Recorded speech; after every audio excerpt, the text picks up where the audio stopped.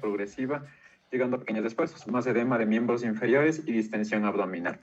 No existen otros síntomas acompañantes en la revisión de aparatos y sistemas, es negativa. La paciente no tiene antecedentes patológicos sociales o familiares de importancia. En los antecedentes ginecobstétricos, la menarquia fue a los 12 años, los ciclos fueron regulares, cada 28 días, tuvo 2 gestaciones, el último parto se realizó hace 1 año, el Papa Nicolau hace 1 mes se realizó en un semoplav y dio negativo para malignidad. En el examen físico encontramos una tensión arterial de 100/60, prácticamente los valores normales, una frecuencia cardíaca rítmica de 110 latidos, se encuentra taquicárdica, y una frecuencia respiratoria de 28 respiraciones por minuto, se encuentra taquipneica, con oxígeno por bigotera a 3 litros. La piel se encuentra pálida y se corrobora observando la palidez de las conjuntivas y las mucosas. No existen adenopatías periféricas, el corazón, como ya les dije, está taquicárdico, es rítmico y no se encuentran soplos.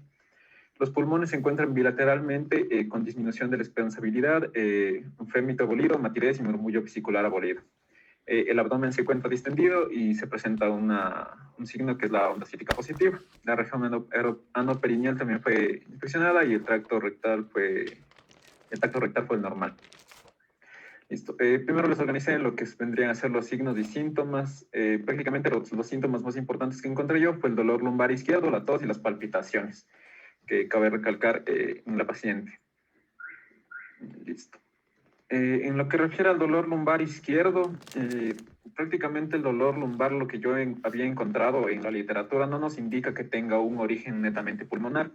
Sin embargo, al considerar la estructura anatómica y la posición anatómica de los pulmones, debemos considerar que alguna afección en la base pulmonar nos puede referir un dolor lumbar.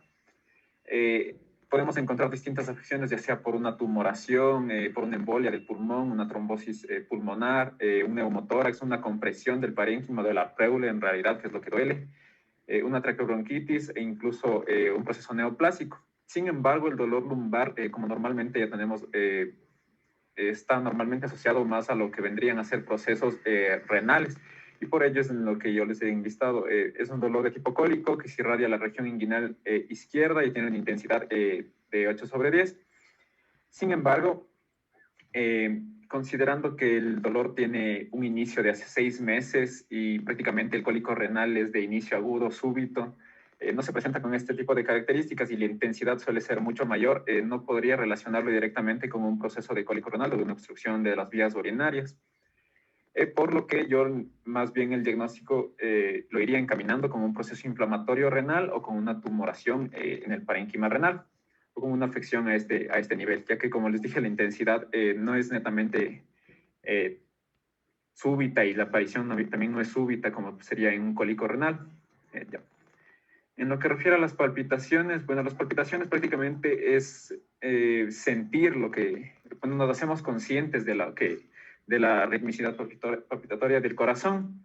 Entonces, para que esto suceda, pueden existir distintas causas, pueden tener distintas etiologías, que prácticamente lo que sucede es un proceso que acelera el pulso que acelera la ritmicidad del corazón y por lo tanto nos permite hacernos conscientes de la misma. Además de que se puede involucrar también en un aumento del gasto cardíaco, un aumento del volumen de carga, incluso puede estar relacionado con causas tanto arrítmicas como causas no arrítmicas. En las causas arrítmicas prácticamente encontramos extrasístoles supraventriculares o ventriculares, taquicardias supraventriculares o ventriculares, bradiarritmias, bradicardias sinusiales o cualquier afección que tenga el sistema cardionector a cualquier nivel. Listo, en las causas no arrítmicas podemos encontrar distintas en realidad. Existen cardiopatías estructurales como un colapso de la válvula mitral, una insuficiencia mitral, una insuficiencia aórtica, distintas cardiopatías congénitas o incluso la misma insuficiencia cardíaca que nos permite tener esta percepción del latido del corazón. Existen incluso trastornos psicosomáticos como son la ansiedad, los ataques de pánico, los trastornos por somatización. Además de enfermedades sistémicas, como lo son enfermedades metabólicas como el hipertiroidismo, una hipoglucemia, la fiebre en sí, la anemia, la hipovolemia, e incluso el proceso del embarazo o una hipotensión ortostática. Además de que, como ya conocemos, bajo la influencia de distintas sustancias, como lo son el uso de drogas médicas o el uso de drogas de abuso, también nos van a permitir una taquicardia y, por lo tanto, la percepción de las palpitaciones. En lo que refiere a la tos como ya lo habíamos tratado, no sé si se ve que estoy compartiendo el cuadrito de Zoom. Le voy a Sí, estamos bien. mejor. Ya. Bueno, en lo que refiere a la tos es un síntoma bastante amplio a tratar. Prácticamente es un síntoma cardiorrespiratorio de gran importancia y de gran relevancia porque nos permite indicar un buen diagnóstico en distintas entidades nosológicas. Prácticamente lo que sucede es una contracción espasmódica de los músculos de la respiración, y lo que sucede es que existen receptores, como ya lo había indicado mi compañero en la clase anterior, a nivel de la nariz, los senos paranasales, la región posterior de la laringe, el pericardio, el diafragma, los oídos, la tráquea, en fin, un sinnúmero de localizaciones donde los pares canales van a tener una recepción de lo que son aferencias, van a enviar aferencias hacia lo que es el centro de la tos, y este va a responder con distintas modulaciones efectoras, como lo son a través de los nervios espinales, la estimulación de los músculos respiratorios, a través del nervio frénico, la estimulación del diafragma, y a través del décimo par, la estimulación de lo que es la laringe, la tráquea y los broncos. Prácticamente lo que sucede con la tos es que se produce lo que es el reflejo tusígeno, como ya lo habíamos explicado anteriormente, es un reflejo protector, ya que nos permite expulsar las acumulaciones de líquido o de distintas sustancias en lo que es el tracto respiratorio. Debemos tomar en cuenta que está relacionado a la tos, la aparición de la tos está relacionada con distintos procesos, ya sean inflamatorios, mecánicos, químicos e incluso térmicos. Como ya les mencioné, es un factor protector, sin embargo, su aparición es bastante importante de recalcar, ya que puede tener distintos orígenes y las causas pueden ser variadas en lo que refiere a la tos. Esta puede ser aguda, subaguda o crónica. En la aguda dura menos de 3 semanas, una tos subaguda va de 3 a 8 semanas y una crónica va más allá de las 8 semanas. Esta puede ser seca o húmeda, o una tos seca o una tos productiva, como ya lo habíamos mencionado anteriormente. Igual, en el origen prácticamente podemos encontrar un origen al nivel de las enfermedades de la vía aérea alta, rinitis, pólipos nasales, sinusitis, otitis o cualquier afección que estimule estos receptores ubicados a nivel del oído. Enfermedades broncopulmonares como son la bronquitis, las bronquiectasias, el asma, afecciones del parénquima pulmonar como lo son infecciones, intersticiopatías, cáncer de pulmón, que es bastante importante recalcar, y entre otros. Además, también podemos encontrar afecciones a nivel de lo que es de la pleura, mediastino y el diafragma, afecciones cardíacas, afecciones del aparato digestivo, incluso afecciones neurológicas que van a reflejar la aparición de prácticamente la tos. En lo que refiere a las enfermedades de la pleura, debemos destacar las pleuritis, las pleuricías y los tumores y cualquier evento que en realidad tenga que ver con una afección pleural. Estos pueden ser procesos infecciosos o procesos neoplásicos, e incluso podemos observarlos en derrames, por ejemplo, que como lo voy a mencionar posteriormente. Es importante destacar también la tos y hacer mención de los momentos de presentación de la misma, ya que eso nos indica, es un dato útil para el diagnóstico de la tos y del proceso que subyace a la misma. Entonces, por ejemplo, una tos nocturna es prácticamente, se lo ha relacionado mucho con una tos de origen cardíaco o de un reflujo gastroesofágico o asma o goteo nasal posterior.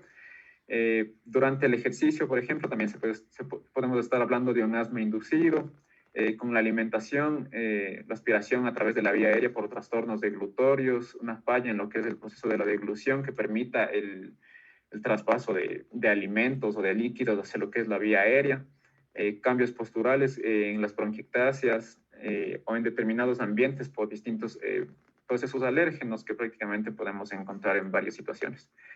Y el signo de la sintomatología acompañante también es importante destacar, por ejemplo, la tos y las sibilancias, como ya habíamos mencionado, las sibilancias que son prácticamente por la aparición de la broncoconstricción inducida por el asma, por una compresión extrínseca o incluso por tumores endobronquiales.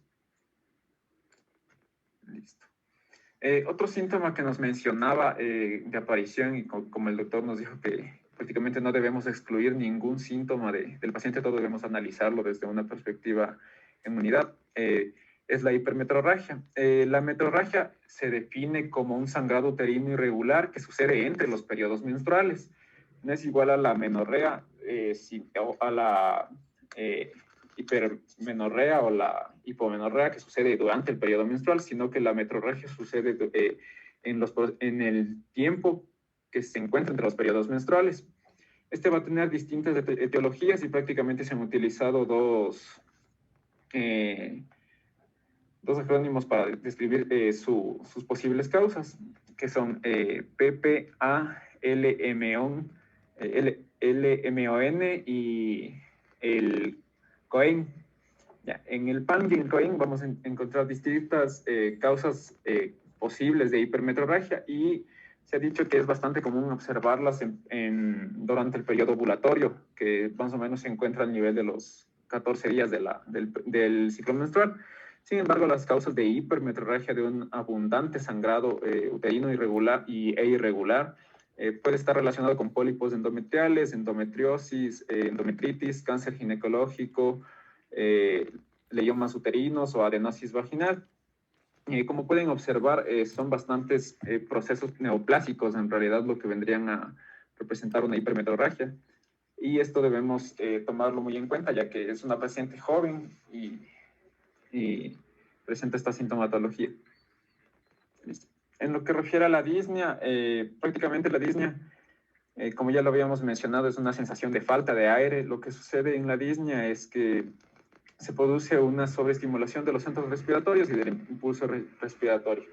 Y prácticamente los mecanismos de ventilación actúan de una manera intensificada. Y esto a través de distintos quimiorreceptores, mecanorreceptores y metaborreceptores que determinan la aparición de esta sintomatología y producen una taquipnia y por lo tanto una inspiración superficial y la sensación de falta de aire, que a pesar de que la paciente está está taquipnéica, no tiene esa respuesta sobre la captación de oxígeno. Por lo tanto, se produce el proceso de disnea. Como ya lo habíamos mencionado, existen diferentes grados de disnea. El grado que presenta la paciente es de pequeños esfuerzos o de esfuerzos ligeros, en las que prácticamente con actividades cotidianas como lo son lavarse la cara, higienizarse, vestirse, hablar, comer, representa un grado de disnea, de sed de aire, y esto es bastante preocupante a la hora de la evaluación. Como ya lo había mencionado, esto es una 6 horas de 6 meses. La disnea de progresión e instalación en semanas o meses puede estar relacionada con distintas causas, como lo son la insuficiencia cardíaca crónica evolutiva, una enfermedad pulmonar obstructiva crónica, enfermedades del intersticio pulmonar o asma bronquial, e incluso con procesos neoplásicos que impiden una buena ventilación, un buen intercambio alveolo-capilar. Como ya lo había mencionado, la disnea de pequeños esfuerzos de grado 3, existe un desequilibrio en lo que es entre el requerimiento ventilatorio y la respuesta disponible que tiene el cuerpo del paciente. La tos que presenta la paciente es una tos seca que puede estar relacionada con lo que son procesos como el asma, la bronquitis, las embolias pulmonares, la tuberculosis y la insuficiencia cardíaca izquierda o derecho generalizada. Prácticamente lo que sucede en la disnea es que se produce un aumento de los requerimientos ventilatorios y esto puede suceder a causa de 4 mecanismos principalmente. Primero, el aumento de los requerimientos ventilatorios. Normalmente cuando hacemos ejercicio intenso en atletas o en personas sedentarias se produce una disnea, pero es una disnea fisiológica. Lo que se produce también puede ser a causa de una hipoxemia, de una hipercapnia, de una acidosis respiratoria o una embolia pulmonar o incluso en procesos anémicos. Otra causa muy común de la disnea es el aumento del esfuerzo necesario para superar la resistencia de la vía aérea. Esto prácticamente lo podemos ver en una broncoconstricción, como por ejemplo sucede en el asma bronquial, en una enfermedad pulmonar obstructiva crónica que no permita un buen intercambio alveolo capilar que impida prácticamente la entrada de aire, una fibrosis quística o una obstrucción por cuerpo extraño.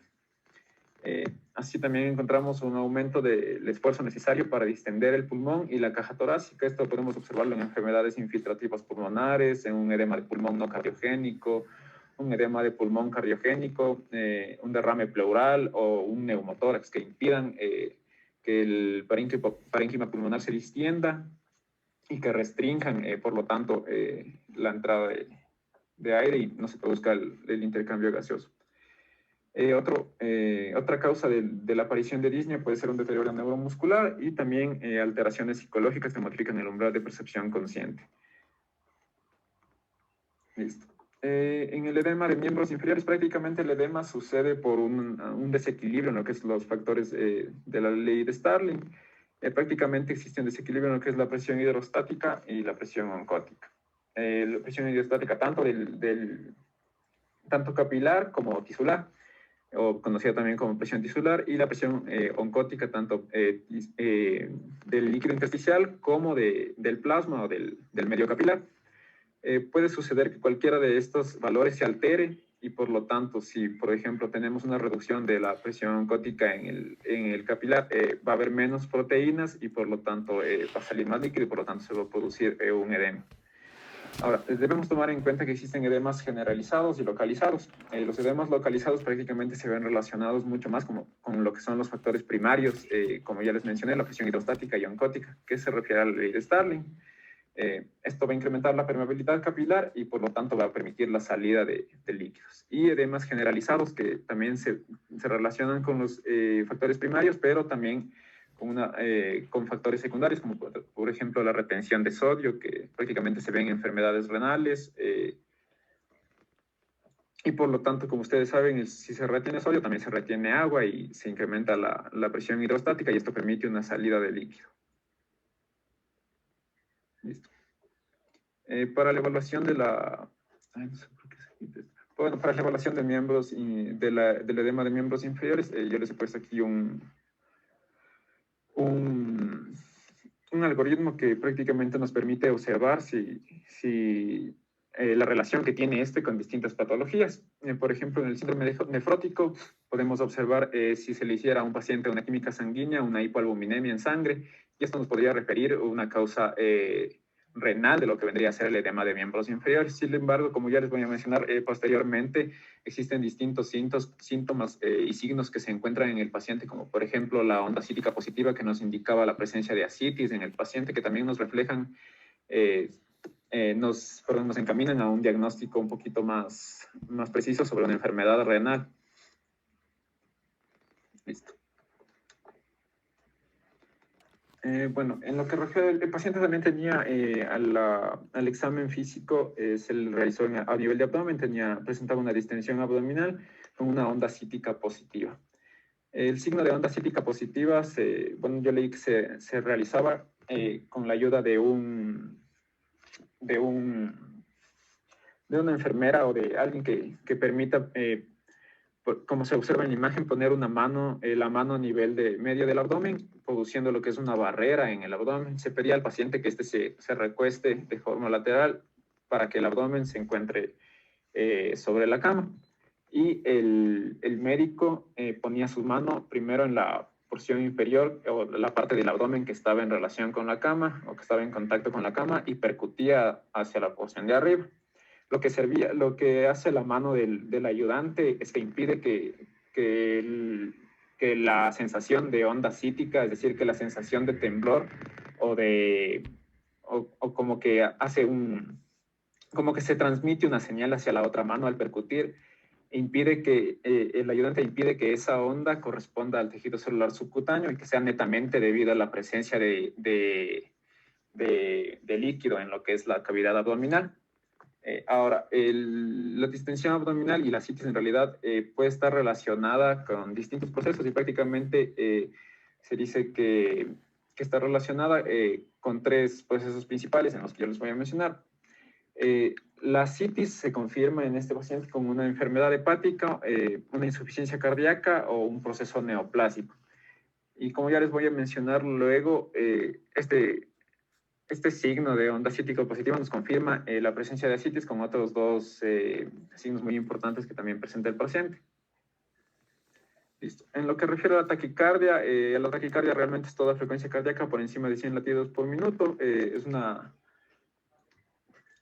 un signo bastante importante a considerar, ya que debemos tomar en cuenta que puede producirse una afección a nivel del sistema cardionector. Como ya les había mencionado anteriormente, existen distintas causas de la taquicardia. Esta puede ser fisiológica o puede ser inducida por distintas enfermedades y realmente no nos vamos a detener mucho esto porque ya lo hemos revisado bastante. Cabe recalcar que cualquier proceso infeccioso o cualquier proceso incluso neoplásico puede producir una taquicardia por la sintomatología en sí que presenta el paciente. La taquipnia es una respiración incrementada en una frecuencia superficial, en frecuencia y es superficial, como ya les había mencionado, para que se produzca la taquipnia prácticamente nos va a producir también una disnea, y la etiología de la misma se puede estar relacionada con lo que es el asma, una tromboembolia pulmonar, una enfermedad pulmonar obstructiva crónica, insuficiencia cardíaca, bronquitis, neumonía, incluso cuadros de ansiedad y pánico, que son cuadros más psicológicos. Lo que sucede en la taquipnia prácticamente es que se produce una sobreestimulación de los centros respiratorios y por eso se produce lo que es el incremento de la frecuencia respiratoria, y también se produce una respiración superficial, por lo que no hay un buen intercambio alveolo capilar y no hay una respuesta adecuada a lo que es el proceso de respiración como debería darse. Existen distintos mecanismos patológicos para la producción de la taquipnia. De los mecanismos fisiológicos que yo les he enumerado están el miedo, la ansiedad, el llanto y el ejercicio, que prácticamente son mecanismos muy normales por los que todos hemos pasado, incluso el dolor y la fiebre, que son respuestas protectoras frente a un mecanismo agresivo, como por ejemplo una intoxicación o una infección bacteriana. También existen mecanismos patológicos como lo son, por ejemplo, los respiratorios, que son una hipoxemia, una hipercapnia, un trauma, el edema pulmonar en sí, el tromboembolismo pulmonar, una hipertensión pulmonar, incluso un derrame pleural, que no permiten una buena expansibilidad pulmonar y por lo tanto van a impedir un intercambio alveolo capilar. Y van a encontrarse también mecanismos no patológicos relacionados con la aparición de la taquipnia. Estos, por ejemplo, en el sistema nervioso central, tumoraciones, infecciones que afecten el centro de la respiración, causas cardiovasculares como una insuficiencia cardíaca o una hipertensión arterial, causas metabólicas como acidosis de insuficiencia hepática y distintos fármacos incluso que son estimulantes y van a permitir la aparición de lo que es la taquipnia. Esto del cuadro o sea, coloqué aquí porque es muy... No sé por qué me voy a quitar esto.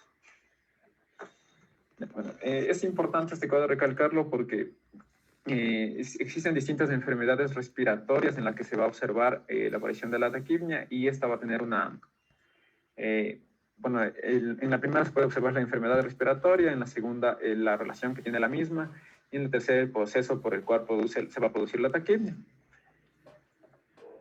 Por ejemplo, en la obstrucción de las vías aéreas, por ejemplo, podemos observarlos en las bronquitis, en el enfisema pulmonar, en la presencia de un cuerpo extraño, en el asma bronquial, en la bronquitis, y esto va a producirse a través de la taquipnia va a producirse a través de la activación de las fibras C, por edema, inflamación de la mucosa y la activación de los receptores de estiramiento, que va a permitir lo que es la aceleración de la frecuencia respiratoria. Enfermedades del parénquima pulmonar, como lo son atelectasias, neumonías, edema pulmonar, fibrosis pulmonar, alteraciones incluso de la pared torácica, como podemos encontrar un tórax inestable, neumotórax, incluso condiciones como pectum excavatum, un neumoperitoneo, ascitis mismo, que va a permitir también la aparición de una obstrucción.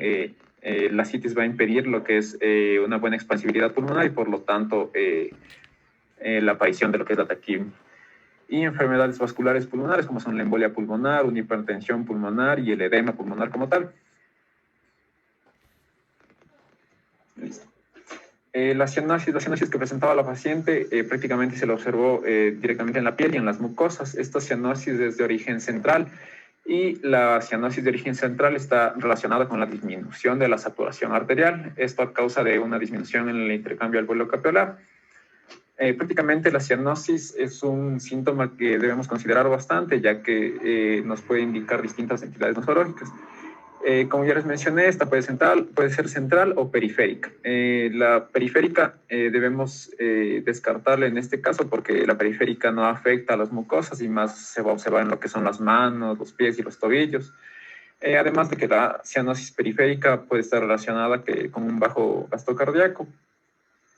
Debemos tomar en cuenta, no sé si pueden observar este gráfico de aquí arriba porque me tapa esta cosa, pero bueno. Bueno, aquí podemos observar las cantidades de sangre, lo que es arterial y venosa. en estos cuadritos, y la porción roja corresponde a la sangre oxigenada y a la hemoglobina oxigenada, y esta a la deshemoglobina, la porción café. Como podemos observar en la cianosis central, se encuentra prácticamente una disminución de la saturación arterial. Esto es lo normal. No se alcanza a ver muy bien, pero prácticamente, si podemos observar, hay una disminución en realidad de la saturación arterial, de lo que es la sangre, de saturación arterial de oxígeno a nivel sanguíneo, tanto en la sangre arterial como en la venosa. Como podemos observar, para diferenciarlo de la periférica, por ejemplo, la sangre arterial en la cianosis periférica sí tiene una buena cantidad de hemoglobina oxigenada, pero en la central no sucede así. Se dice que prácticamente hay de 2.8 gramos por decilitro de hemoglobina desoxigenada en la sangre arterial para considerarlo una cianosis central. Esta va a tener distintas causas y prácticamente les he puesto ahí las causas pulmonares, cardíacas y otras causas que son las relacionadas con las hemoglobinas de baja afinidad por el oxígeno. Las causas pulmonares prácticamente se puede observar una disminución en la presión del aire inspirado, una hipoventilación a causa de enfermedad pulmonar obstructiva crónica, debilidad de los músculos respiratorios o deformidades de la caja torácica. Alteraciones con la relación de la ventilación-perfusión, como son de tipo espacio muerto, como sucede en el tromboembolismo pulmonar, o tipo de admisión venosa, como sucede en la neumonía o en la dificultad respiratoria del adulto. Existen además alteraciones de la difusión de oxígeno en enfermedades intersticiales o edema pulmonar. También existen cianosis. La cianosis central puede tener un origen cardíaco, en la que podemos observar cardiopatías prácticamente de shunt con izquierda-derecha, tetralogía de Fallot, cosas un poquito más específicas que no se ven tanto en la práctica. Disculpen la falta ortográfica. Bueno, prácticamente la cianosis central, como ya les había mencionado, puede tener un origen pulmonar, en los que se puede ver un síndrome obstructivo, un síndrome restrictivo, que van ambos a impedir un buen intercambio alveolo-capilar y prácticamente van a producir una hipoxemia. Y puede ser secundario bloqueo alveolo-capilar, o un trastorno de ventilación-perfusión, un defecto de perfusión pulmonar, y también puede tener, como ya les mencioné, un origen cardíaco, en el que se disminuye el flujo de la red arterial pulmonar. En lo que refiere a los datos del examen físico pulmonar, prácticamente se encontró una expansibilidad disminuida. Esto en realidad yo le asociaría, estuve leyendo acerca de ascitis y decía que la compresión del abdomen en algunos pacientes no es tan notoria a simple vista, y que más bien esta se produce como si se hiciera hacia atrás. Debemos tomar en cuenta la relación anatómica que tiene esto, y prácticamente la expansibilidad disminuida podría estar relacionada con el proceso ascítico, ya que permitiría una menor expansibilidad pulmonar y una menor expansibilidad del parénquima pulmonar para un buen intercambio capilar. Sin embargo, en lo que yo encontré los datos, una expansibilidad disminuida bilateral, como se encontraba en este caso, podría estar relacionada con la enfisema pulmonar, una fibrosis o un derrame pleural bilateral. Más lo relacionaría con un derrame pleural bilateral, ya que también encontramos distintos otros signos, como lo son el murmullo vesicular abolido, el frémito abolido y la presencia de matidez. Como lo habíamos mencionado anteriormente, también el frémito abolido prácticamente se realiza una exploración desde arriba hacia abajo de los pulmones, de atrás hacia adelante y las regiones laterales. ¿Sí? ¿Me decía algo? No, ninguna cosa. Así nada más. Ya. Prácticamente el frémito abolido a nivel de los tubos aéreos puede ser una obstrucción de la luz bronquial, como por ejemplo en las atelectasias. A nivel pulmonar, directamente un enfisema, que va a ser una afección de lo que es los alveolos, prácticamente se colapsan y se produce una afección del parénquima pulmonar. puede también verse el premio abolido entre lo que es una afección entre lo que es el pulmón y la pared, como por ejemplo en una plaquipleuritis, en un derrame pleural y en un neumotórax. Como ya les había mencionado, el premio abolido también está relacionado con lo que es el derrame pleural, y al tener también la presencia de la expansibilidad disminuida de forma bilateral, podemos seguir pensando en lo que es un derrame pleural. Y respecto a la matidez, igualmente vuelve a aparecer como causa, como una de las causas principales, el derrame pleural. Entonces, esto se realiza a través de la percusión del tórax. Se debe inspeccionar lo que es la constitución, el contenido aéreo y la tensión del tejido. La matidez, como ya lo mencionó mi compañero en la anterior clase, es como si para nosotros percutiéramos un órgano como el hígado, que es un órgano sólido prácticamente. Y esto no debería ser así en el pulmón, ya que el pulmón está lleno de aire. Entonces, lo que sucede es que el pulmón se priva totalmente de aire, como por ejemplo en las atelexasias de los neumotórax, o hay una interposición de líquido entre lo que es el pulmón y la pared, en un derrame pleural, así, apareciendo también como causa específica de este signo. Y aquí les he puesto esto para que tomemos en cuenta cómo es la inspección de la misma. Y nuevamente recalcando la aparición del derrame pleural. Y finalmente, la presencia del murmullo vesicular abolido, que también está presente en lo que es en el derrame pleural. Lo que sucede aquí es que el pulmón puede estar en contacto con la pared torácica y la cara anterior de los... esto se realiza obstruyendo la cara anterior de los dos primeros espacios intercostales. Prácticamente lo que sucede es, puede ser una alteración en la producción del murmullo vesicular o en la transmisión del mismo. En la producción, lo que refiere es una hipoventilación alveolar, un enfisema pulmonar, una telectasia. Y en alteraciones en la transmisión del murmullo vesicular, podemos observar esto en pacientes con obesidad marcada o una interposición de líquido o aire entre lo que es el pulmón y la pared torácica, por ejemplo, nuevamente en los derrames, o en un neumotórax, o en hemotórax también podría observarse. Listo. Es con respecto al caso, en lo que yo hice mi hipótesis diagnóstica prácticamente en la parte pulmonar, básicamente lo relacioné todo con un proceso de ocupación hídrica, prácticamente un derrame pleural bilateral, por la presencia de toda la sintomatología que presentaba el paciente. Sin embargo, también considero importante hacer una mención sobre un proceso neoplásico a nivel renal o un proceso neoplásico a nivel pulmonar, ya que el paciente presentaba distinta sintomatología, como es el dolor tipo cólico a nivel lumbar, que irradiaba hacia la zona pélvica, que es muy, muy característico de las afecciones renales. Por lo que aquí les he puesto, por ejemplo, para que nosotros tengamos un derrame a nivel pulmonar, existen distintas causas. Sin embargo, una de ellas está relacionada con una insuficiencia renal o un síndrome nefrótico, por ejemplo.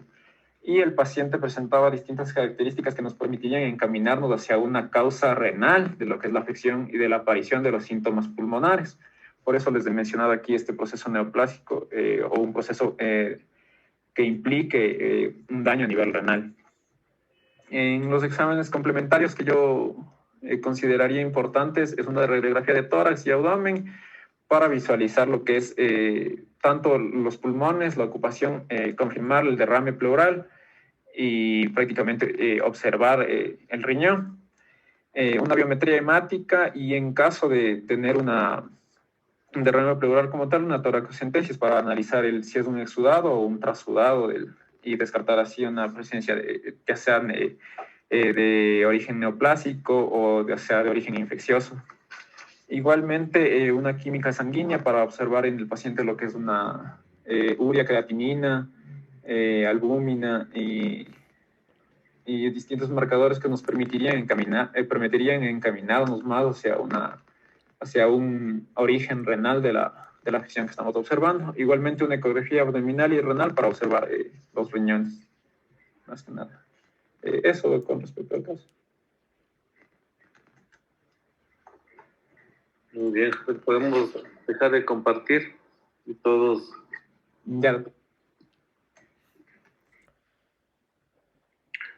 Dos. 4, 6, 8, 10, 12, 14, 15.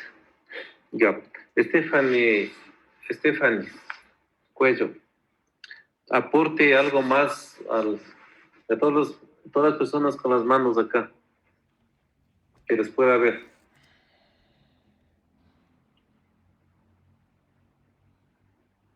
Stephanie,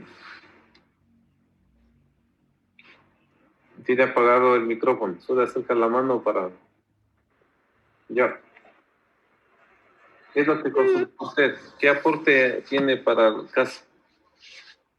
¿Puede repetir? No.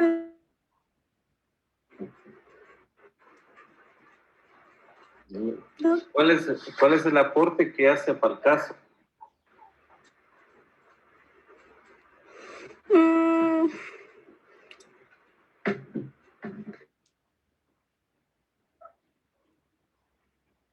Sí. ¿Sí que leyó?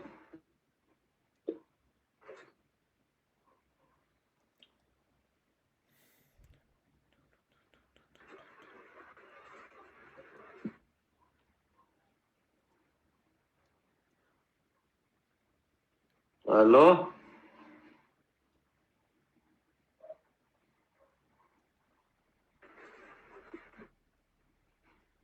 No ha leído nada. Entonces, dígame que se me escuchan porque no. ¿Qué leyó del caso? Doctor, creo que Stephanie está con problemas de conexión, por eso se le entrecorta incluso cuando ella habla así. Marilyn.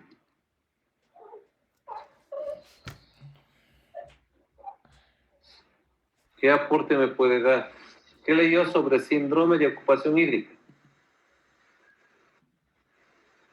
Doctor, lo que yo le iba a mencionar es en lo referente al dolor lumbar. No, le estoy preguntando qué consultó sobre síndrome de ocupación hídrica. Ya déjeme ver sus manos, por favor. Ya no está nada, como nada de estar viendo ahí.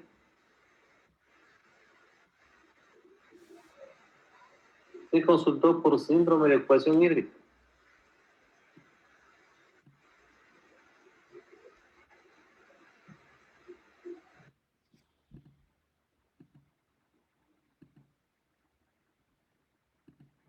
Verá, Iván, que no están estudiando, no creo que sea conexión.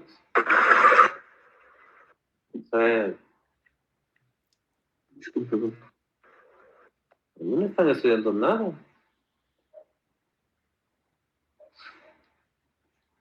Diana Casco, ¿qué consultó sobre ascitis? Lo que yo leí, o sea, al momento de desarrollar el caso, era que, por ejemplo, la citis se caracterizaba o confirmaba el diagnóstico de citis, el signo de la onda cítica positiva, junto con otro que no recuerdo el nombre. No me acuerdo el otro nombre del... Ya, bueno, pero ¿qué más leyó? ¿Cómo es sobre ascitis?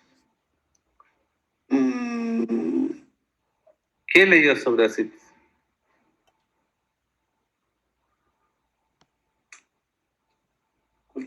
Qué horror.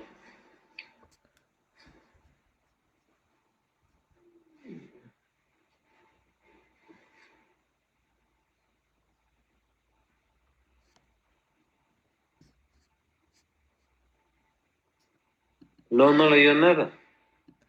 Sofía Rivera. Sí, de ascitis. ¿Qué leyó sobre ascitis? Yo leí que la citis, igual que Dayana, se confirmaba que era por medio de la onda cítica positiva. Esta onda, como ya expuso Anthony, es cuando hay líquido en el abdomen y se hace presionando con una enfermera y con como un muro y se confirma que tiene ascitis. Solo eso. ¿Y qué más? Causas de ascitis.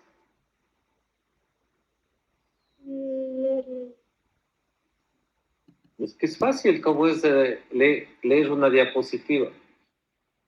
Si eso no es chiste. Leer una diapositiva es. A ver, usted mismo, ¿cómo es, Anthony? A ver,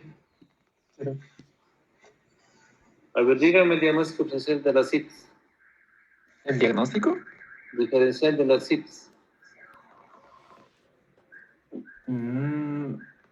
No, ni idea. No recuerdo. Si no recuerdo, son procesos infecciosos en niños, pero es... Ay, se me fue el nombre. ¿Cómo se le va a ir el No. nombre? Usted prepara el caso. Es que no leí mucho de eso. Usted está dando el caso, está enseñando, o sea, es bueno para leer nomás. Una diapositiva que ya está leída. Entonces, si le pongo a poner cómo es ahí, prepare la diapositiva, usted, como es usted, lo va a leer muy bien.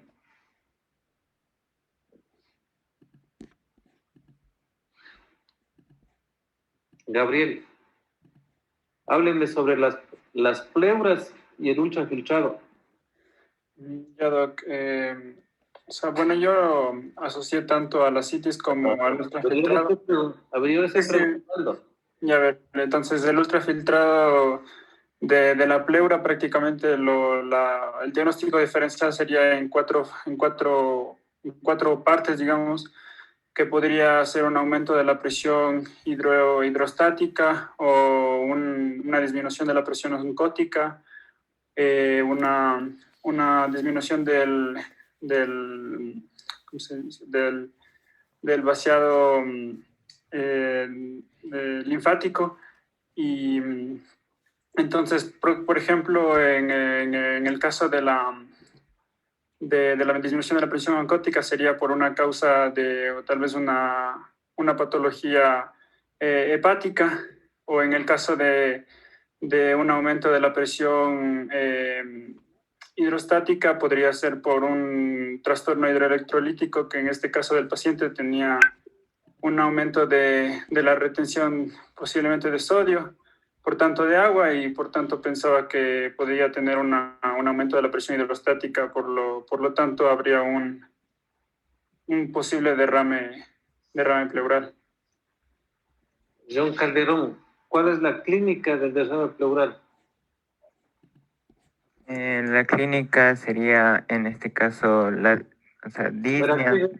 Activen nomás todos el micrófono. Sí. Ya para poder ver las manos. Y todos quieren ver en las manos. Usted en mi cuello. Solo se le ve los ojos. Quiere ver las manos. Retírese un poquito. Así como estoy yo. Tiene congelada la pantalla, tiene mal internet. Ya, entonces a ver, vamos. Entonces, como estaba diciendo, en sí el derrame pleural, lo que puede ocasionar o observarse en la clínica dentro del examen físico puede ser una expansibilidad disminuida, el frémito, el murmullo vesicular abolido y también la matidez, sí, por ese, como dijo Anthony, por esa intercepción de líquido entre el pulmón y la pared torácica. Entonces, a su vez también se puede presentar lo que sería la tos, por esa compresión, por esa falta de expansión que tiene el pulmón, y a su vez también podría conllevar a esto a una disnea. ¿Sí? Isabel Mantilla. Ya su compañero ha hablado sobre algo sobre el ultrafiltrado, que no es lo que es verdad, pero en todo caso, todo como es en el espacio pleural, hay la pleura parietal, la pleura visceral, y si tiene que ver con los componentes presiones hidrostáticas, presión osmótica. Hábleme sobre la técnica de la toracocentesis. Ya, entonces esta técnica va a ser un proceso que puede ser tanto diagnóstico como terapéutico, en el que se inserta una aguja en la cavidad pleural, que en este caso deja de ser, un derrame pleural deja de ser una cavidad virtual para ser una cavidad real, que se encuentra llena de alguna sustancia líquida en el caso de derrame pleural, Entonces se va a retirar este líquido, y esto de aquí, como mencioné, es tanto terapéutico porque al retirar la ocupación de este espacio va a ayudar al paciente, y también al retirarlo nos va a permitir diagnosticar qué tipo de patología tiene el paciente. Pues tenemos que realizar el citológico para ver si es una neoplasia, también el químico, que se mide valores de lactato deshidrogenasa, y también vamos a hacer el bacteriológico para ver qué tipo de microorganismo puede estar en este lugar. Perfecto. Sí, pero me estaba preguntando la técnica. ¿Cómo es la técnica?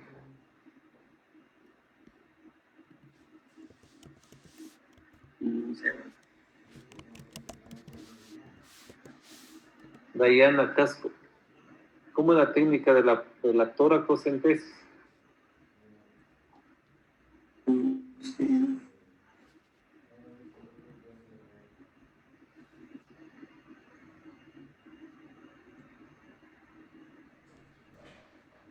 ¿Sabe o no sabe? Daniela Carreras, ¿cómo es la técnica de la toracocentesis? No se la escucha.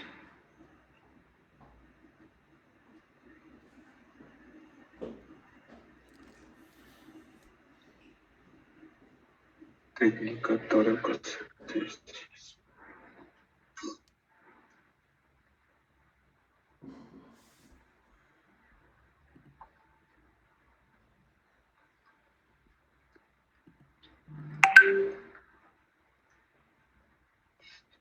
No se la escucha.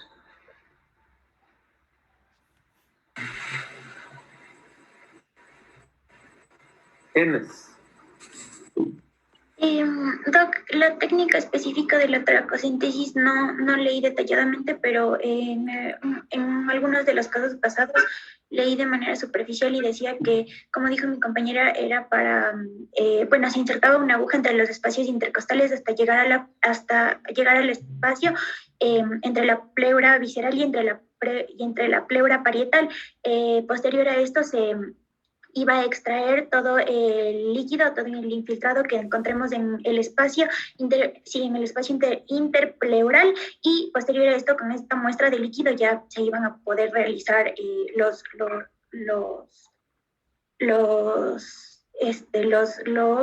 estudios necesarios, dependiendo del fin de la toracocentesis. Ya. A ver, la toracocentesis es un medio diagnóstico, ¿no? Que se hace cuando tenemos un derrame pleural.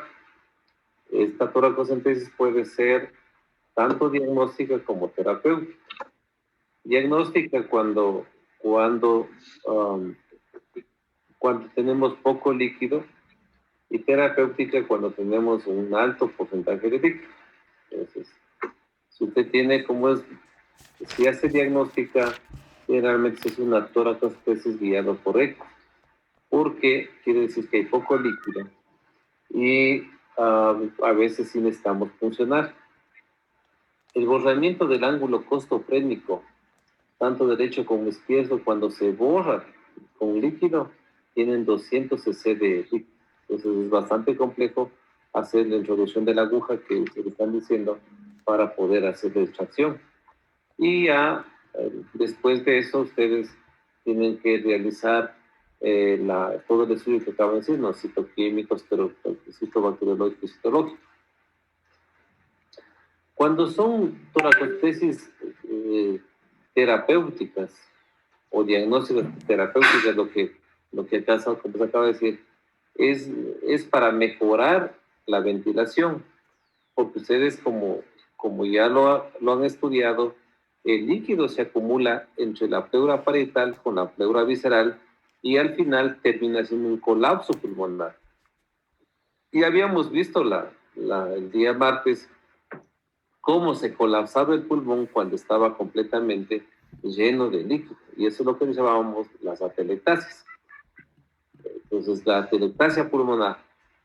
Y recomendaba inclusive no hacer tomografía antes de no drenar el pulmón, porque se pierde mucha información ahí. La técnica de la toracocentesis es un paciente que está sentado en la cama o sentado en una silla. Nosotros nos colocamos detrás del paciente, pasa una línea que es la línea es escapular verticalmente, y entre la octava, novena, décima costilla, en el borde superior, se introduce una aguja, lo que dijeron ustedes, se introduce una aguja para la extracción de líquido. Las complicaciones de la toracocentesis, pues algunas cosas agudas, que son el dolor, el sangrado, y también el neumotórax, porque como estamos entrando a una cavidad con presión negativa, usted va a tener la absorción inmediata de aire y puede dar un neumotórax, que puede ser una complicación de esta toracocentesis. También es importante ver que cuando ustedes recuerden que en el borde inferior de la costilla tenemos el paquete vasculonervioso, pues por eso nunca se debe funcionar en el borde inferior de la costilla, porque al funcionar el borde inferior, usted puede producir sangrado y puede producir dolor, porque funciona el nervio intercostal. Ustedes se van a encontrar en la clínica cuando ya realicen su práctica, cuando vean la patología de derrame. Por eso ustedes ven que cuando estamos estamos estudiando estas cosas, siempre vamos presentando diferentes síntomas vecinos que ya vamos repitiendo. Una cosa que sí es importante es que hay que tomar conciencia en el estudio. Sí, por favor, mucho más ahora que estamos bien por este medio que es más complejo, es más difícil, inclusive hasta cansado para ustedes, sentados cuántas horas escuchando. Y sí, es entendible, pero yo creo que ante esas circunstancias uno tiene que poner más atención, estudiar más. Verán que el médico es una autoformación. Sí, nosotros damos la guía, pero ustedes son los que se van formando. Entonces, sí vale poner muy consciente el estudio. Por favor, yo sí les pido, porque sí, esta circunstancia es bastante compleja como para nosotros poder hacer una buena clase, una buena práctica, todas esas cosas, porque inclusive cuando estamos en clases presenciales es a veces difícil, peor en la clase virtual. Entonces hay que ir generando cosas y dibujando, graficando, pues. Otra de las cosas que el paciente tiene aquí es la distensión abdominal. Cuando usted tiene la distensión abdominal, usted hace un diagnóstico diferencial en distensión abdominal difusa y en distensión abdominal localizada. Aquí lo que tenemos es una distensión abdominal difusa.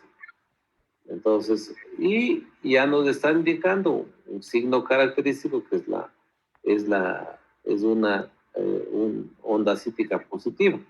Entonces, eso ya nos está dando de que el paciente está con ascitis. Y como es ahí, es cuando tenemos que valorar que un paciente, ¿cómo relaciono yo? Un paciente, por ejemplo, tiene derrame pleural, tiene ascitis. Además de eso, tiene también un problema de un dolor típico del cólico nefrítico. Porque cuando les decía yo, ¿qué es lo que analizamos de dolor? Primero el sitio, el tipo, la irradiación. Entonces, ¿qué tenemos? Un sitio un dolor de tipo cólico, lumbar, izquierdo, cólico, verán, cólico. Entonces, cuando estamos analizando el dolor cólico, yo siempre me hago la pregunta, ¿qué elementos anatómicos a mí me va a dar un dolor cólico? ¿Qué tenemos ahí? Si usted va en la región lumbar, ¿qué elementos tenemos? La piel, el tejido celular subcutáneo, tenemos los músculos, para adentro ya tenemos el riñón, la glándula suprarrenal, la pelvis renal, el uréter. Y si vamos ya para adelante, verán que estamos viendo la fosa lumbar. Entonces, ustedes háganse una pregunta y diga, ¿qué elementos de eso me da un dolor cólico? El único, no hay más. Es la pelvis renal y el uréter. No hay más. No podemos pensar, por ejemplo, en el diagnóstico diferencial que hace con dolor del riñón, no puede, no hay por dónde, no justifica, porque es un dolor de tipo somático. Y eso va a doler siempre y cuando se distienda la cápsula. En este caso no hay distensión de cápsula. Aquí lo que existe es un proceso de tipo cólico. Otra de las cosas que también es muy importante hacer en cuenta, que este paciente también tiene una hipermetrorragia. Ya lo definió muy bien su compañero. Hipermetrorragia. Y claro, la hipermetrorragia también, cuando se da de forma crónica, ¿a qué lleva al paciente? A una anemia de tipo ferropénica. Una anemia de tipo ferropénica. Entonces acá sería muy importante, por ejemplo, nadie, no sé si es que alguien en la historia clínica preguntó por lo menos hacer un tacto vaginal. Claro, si usted tiene, si estamos teniendo hipermetrorragia, tenemos que, lo mínimo, pues hay que hacer un tacto vaginal. Porque, ¿cuáles son las patologías más frecuentes? Como dijo su compañero, los problemas, los sangrados disfuncionales y los daños de tipo común, de tipo locales. Los sangrados disfuncionales, cuando hay un trastorno del eje hipotálamo, hipofisiario, glándula ovario. Y las causas orgánicas localizadas que tenemos la vulva, la vagina, el cérvix, el endometrio. Entonces, así tenemos que analizarle a la hipermetrorragia. Y claro, entonces hay que preguntarnos, ¿qué nomás tenemos en este paciente? Entonces ya lo han analizado. Aquí tenemos un síndrome de ocupación hídrica, tenemos una ascitis, tenemos una hipermetrorragia y tenemos un cólico nefrítico. Entonces, como les digo siempre, hay que buscar. Es lo mismo,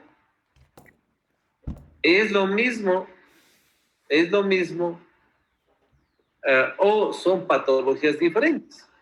Se relaciona la hipermetrorragia, se relaciona el cólico nefrítico, se relaciona la ascitis, se relaciona el derrame pleural, o son cosas diferentes, que es bastante complejo que encontremos cosas diferentes. Entonces va a ser una patología propia de que explique todas esas cosas.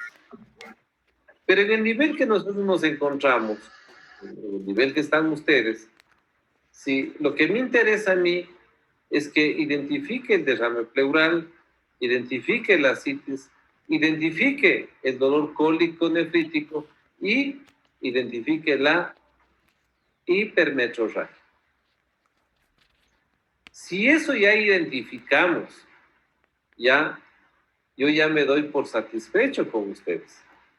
Porque después viene el aprendizaje, después viene ya los estudios en la clínica mismo, ya para ir viendo, y peor cuando usted tiene, cuando estas patologías de pronto pueden ser, inclusive pueden ser hasta de tipo neoplásico, porque encontrar una enfermedad que explique cómo es la parte de toda esta sintomatología, es bien difícil. Peor una patología benigna. O sea, aquí lo que hay que pensar es una patología maligna. Pero ¿qué patología me puede dar? La más frecuente del ser humano, pues, y de la mujer. Las neoplasias de cervix. Las neoplasias de cervix tienen todo el componente que se puede dar con derrames pleurales, con ascitis, con todos los elementos que tiene la paciente. Entonces, pero eso es independiente, no me interesa que usted llegue al diagnóstico etiológico puro. Lo que a mí me interesa es que usted identifique. Por ejemplo, cuando usted está analizando el cólico nefrítico, ¿qué es el cólico nefrítico? El cólico nefrítico es una patología muy frecuente, es una patología que llega a emergencia a muchos pacientes, y el cólico nefrítico, el 90% se produce por cálculos de calcio, cálculos renales.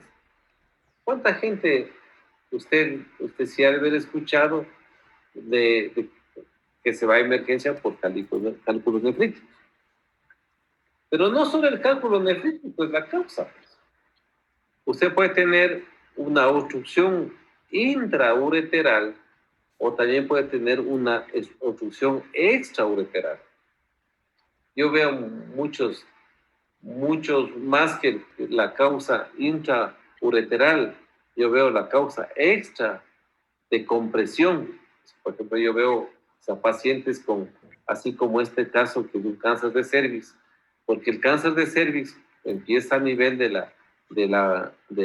cervix y tiene una característica de infiltrar el trígono. Y al infiltrar el trígono, lo que le produce es una obstrucción una obstrucción de la entrada del uréter. Recuerden que el trígono tiene los ureteres, tiene las dos llegadas de los ureteres y la salida de la uretra, del orificio ureteral. Pues en este caso, o sea, ¿cómo explico yo? Y claro, al final fue un diagnóstico de un cáncer de cervix. Pero ¿cómo explico yo? Explico porque el tumor infiltró el piso de la vejiga. Y el piso de la vejiga fue tomado por el orificio de drenaje del uréter izquierdo. Y ahí generó todo.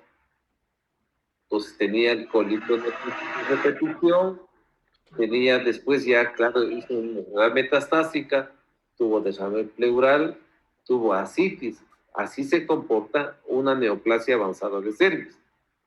Pero ¿qué me interesó a mí? A mí lo que me interesa es que usted repase las causas de derrame pleural. Nos introducimos ya a dos cosas que ya estamos, y envié ahora ya los casos clínicos. Nos estamos introduciendo a la patología abdominal, nos estamos introduciendo a la patología renal. Ya estamos entrando a la patología renal. Si usted se va dando cuenta, a veces uno con los años, con la experiencia, desde que empezamos el curso, nos vamos dando la vuelta por ahí, ¿no? Y todos vamos adelante para atrás, porque hay cosas, es que el ser humano es íntegro. No es que yo estudio gastro y solo gastro, no. que yo estudio cardio, solo la palpitación. No, usted está viendo en todo su contexto general. Por ejemplo, una hipermetrorragia que haya llevado a una anemia, de ley que nos va a dar palpitaciones. Y como su compañero bien lo hizo, pues ahí vamos a estudiar el sistema cardionector. El sistema cardionector, ¿qué nos va a dar? Las taquiarritmias y las bradiarritmias. Las taquiarritmias, ¿cuál principalmente? Taquicardia sinusal, taquicardia supraventricular, flúter auricular, fibrilación auricular. Bradicardias, bradicardia sinusal, bloqueo AB grado 1, grado 2, grado 3. Entonces vean, solo el hecho de estudiar la palpitación, cómo nos vamos abriendo. En el momento que estamos entrando al paciente con tos, como tenía y muy bien lo hizo el análisis, pero por favor, yo ya quisiera que, sí, lastimosamente, uno de los problemas que tenemos es que a veces uno comienza a leer la diapositiva. Y claro, se ve bonito, pues como leyendo la diapositiva. Otra cosa es conversar directamente para ver qué conocimiento tengo. ¿Cuánto me ha quedado aquí? ¿Cuánto yo he, como es, aprendido? Eso es importante. Entonces, usted ahí ya tiene, como es, tiene la tos. Entonces, rápidamente yo veo, a ver, ¿cómo nace el arco reflejo de la tos? Nace en un estímulo, nace en una vía aferente, en un centro y en la vía eferente. Y se produce como un mecanismo, e inclusive de defensa. Algo le está pasando al paciente. Y claro, la tos era porque algo le pasaba al paciente. Y tenía que explicarse la tos. La tos seca, por ejemplo. Tos seca, tos seca, tos seca. En clínica, un paciente con tos crónica seca se piensa en tosferina, se piensa en tuberculosis y se piensa en procesos inflamatorios de la pleura, en las pleuritis. Porque en la pleuritis está naciendo la tos. Y claro, y en los procesos de las pleuritis o de las pleuresías, ahí es cuando uno tiene que ver cuál es la causa. Por ejemplo, en este caso, conforme fue aumentando el desarme pleural, fue desapareciendo la tos. Y claro, y el otro síntoma pulmonar que va a acompañarse dependiendo de la cantidad de líquido que se tenga en el espacio entre las pleuras, vamos a generar la disnea. Y habíamos analizado también la disnea, ¿no es cierto? Habíamos dicho que hay una disnea de origen cardíaco, hay unas disneas de origen pulmonar, hay una disnea de origen central y hay una disnea de origen metabólico. Pues ven, ya. Y si hay un gran componente, si por ejemplo hay se llena el pulmón de líquido, hay una atelectasia pulmonar, se colapsa el pulmón. Como ya no tiene una buena ventilación, ¿qué le va a dar? Le va a dar cianosis.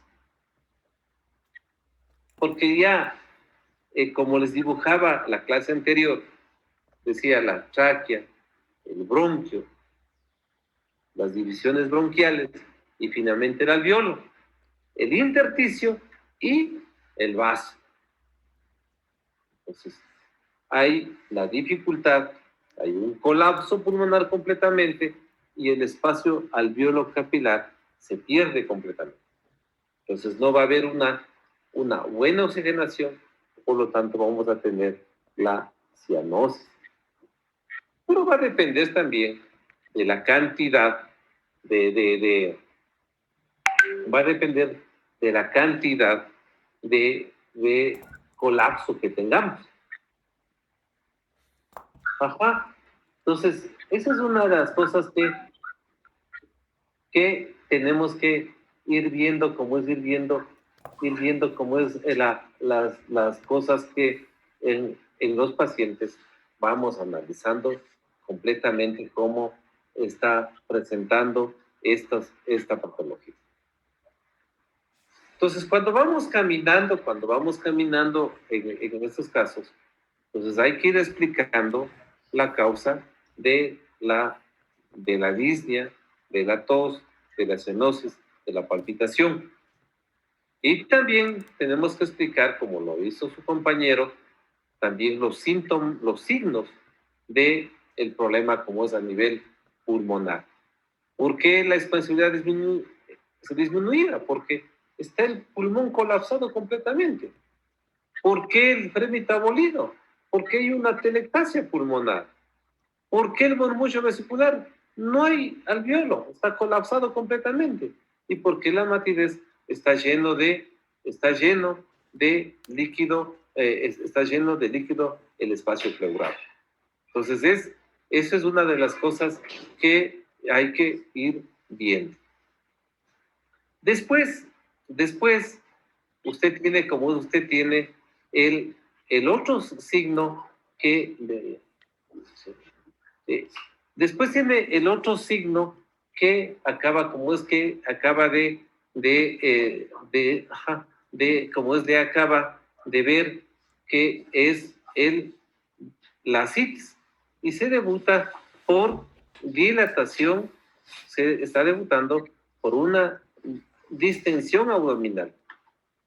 Pues también ahí claramente nos indica que hay un problema de la onda citis y tenemos que pensar entre el peritoneo visceral con el peritoneo parietal, que también ustedes, tanto como producen los diferentes como es líquidos, el ultrafiltrado, y debe estar pasando alguna causa, igual como lo dijo su compañero, debe haber alguna causa que produce como es un daño a nivel del peritoneo, y eso va a ser el problema que esté generando. Entonces tienen que explicar el por qué se produce el derrame pleural, como es el derrame peritoneal. Entonces, vean cómo ustedes, este caso, ustedes tienen que estudiar lo que es un derrame pleural, lo que es una citis, lo que es un cólico nefrítico y lo que es una hipermetrorragia. Y después, como decía, ¿qué voy a pedir? ¿Qué exámenes yo voy a pedir? Primerito, una plaquita de tórax. La placa de tórax que me va a permitir confirmar la sospecha diagnóstica. Después, ¿qué voy a pedir? Voy a pedir un eco de abdomen y pelvis, porque el eco de abdomen y pélvico también me va a permitir ver cómo está, qué líquido tengo, y también me ayuda a ver las estructuras, porque si como tengo un cólico nefrítico, ese cólico nefrítico puede como es dar una dilatación del uréter y darme una hidronefrosis. Y eso como es, ya puede explicar la causa como es la causa del dolor cólico. E inclusive, si usted en el dolor cólico, usted puede pedir, una RX de abdomen, porque el 90% es por cálculos de calcio, y el calcio sí se puede ver en la placa de tórax, en la placa de abdomen.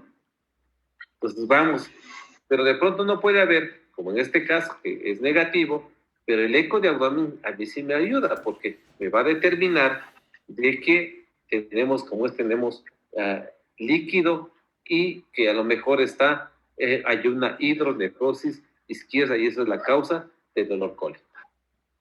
Entonces, vean cómo los estudios vamos realizando de acuerdo a la necesidad que tenemos de hacer un diagnóstico.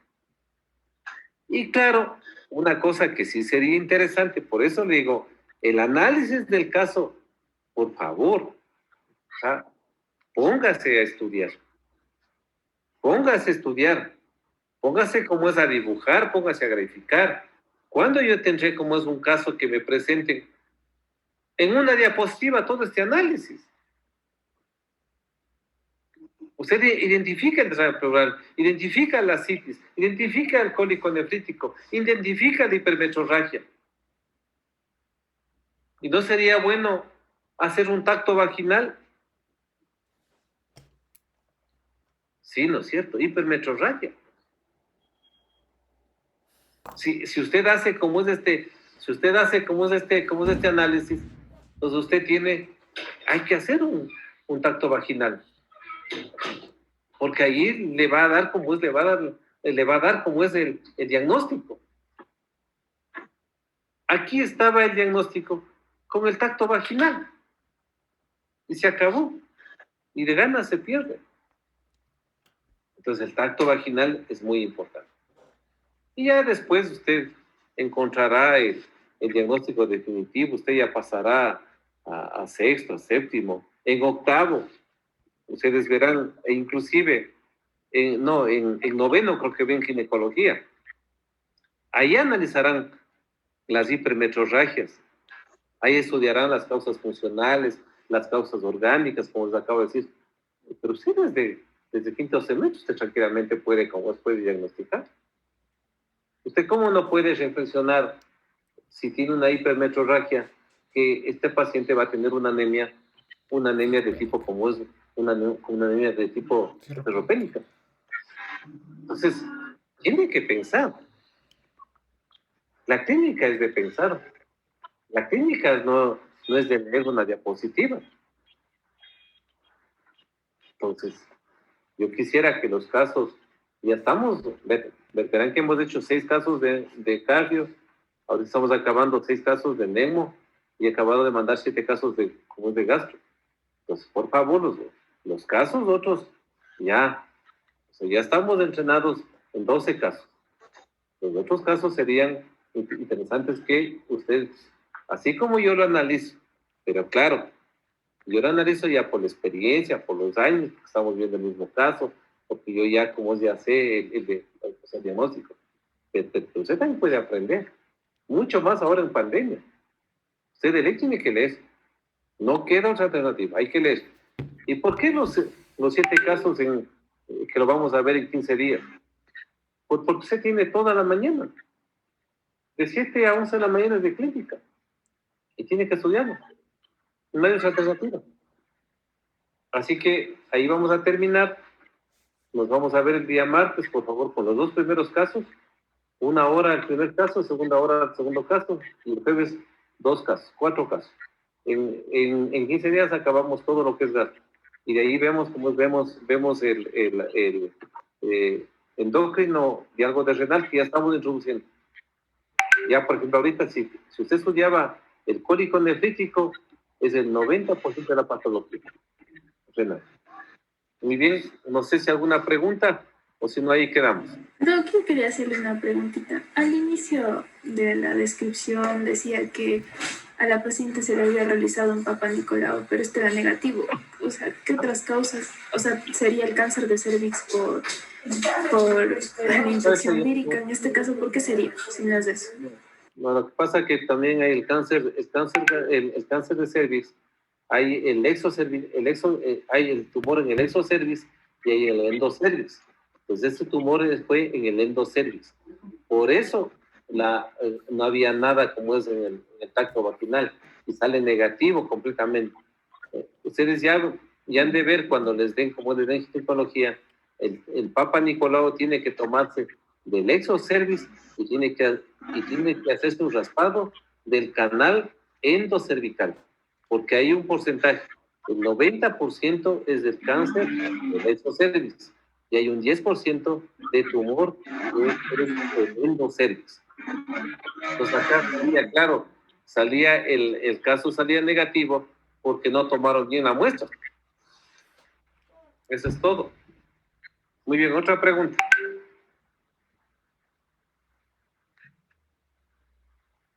Muy bien, si no existe ninguna, nos despedimos. Por favor, a seguir trabajando. Cuídense mucho. Listo, muchas gracias. Ya, hasta luego. Chao, chao. Hasta luego, gracias. Gracias.